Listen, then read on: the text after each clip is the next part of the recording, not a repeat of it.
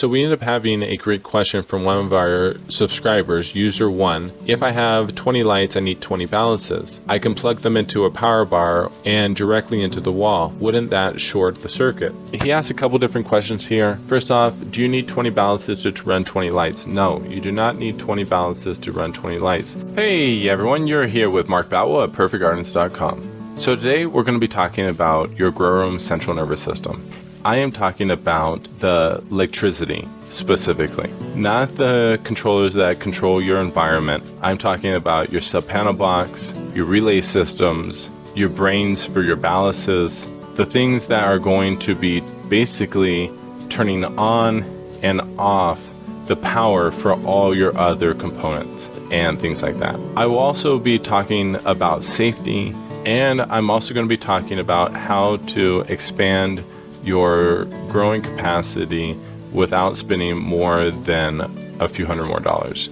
So let's go ahead and move on and talk about the first thing, disclaimer. Okay, guys, we are dealing with electricity, and if you do not know what you're doing, please go find someone else. There is a really great saying I always go by: focus on your strengths, hire on your weaknesses. And just to kind of explain the consequences a little bit more, if you go in there and you end up wiring something or jumping your electricity and something does go wrong and a fire gets started and someone gets hurt, that is manslaughter. That is jail time. That's a criminal act. So once again, guys, we are not dealing with a criminal illegal substance anymore. We're dealing with permitting issues, licensing issues, stuff like that. So you're going to be fined, and you're dealing really with a civil crime now, not a criminal crime, obviously dependent upon your state. Although what can make it a criminal crime is negligence. So once again, if you don't know what you're doing with electricity, make sure to find someone that is trustworthy and reliable. And then over time, teach them how to work around the plants, because I give you my word, if you start being successful, you're going to keep expanding your operation, and electricity is going to be something that's going to be constantly worked on and adjusted. So here are just a few pictures of one of our operations. I personally have set up over 150 grow light operations, ranging all the way from 1 light all the way up to 500 plus lights throughout California, and I have assisted people throughout the United States through designs and helping set up their facilities. So some of the recommendations that I am going to be talking about today, and everything on the flow of electricity, has been figured out through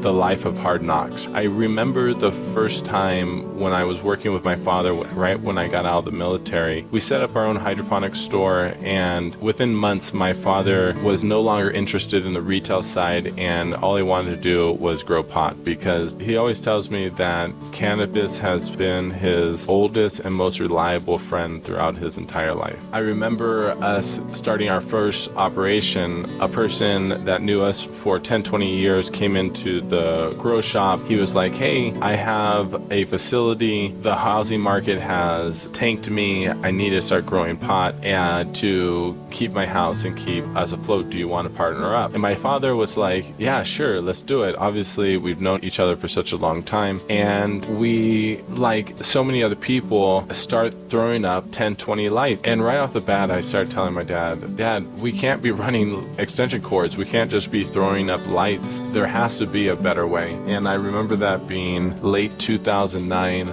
maybe early 2010, and now we are in 2020. From there we went literally from 10 lights to 400 lights in literally less than a year and a half, just because of our pre-existing awareness of construction and our network of people that we were able to call upon when we realized, hey, we shouldn't be using extension cords, there has to be a better way. And obviously we ended up calling in our electrician. Then I ended up working with my electrician Arturo for a course of the last 10 years, customizing all of this stuff from sub-panel boxes, relay systems, delay timers, making sure we weren't shorting out the transformers literally coming out of the poles from the street. So let's go ahead and get into the first few steps of a traditional setup in your grow room.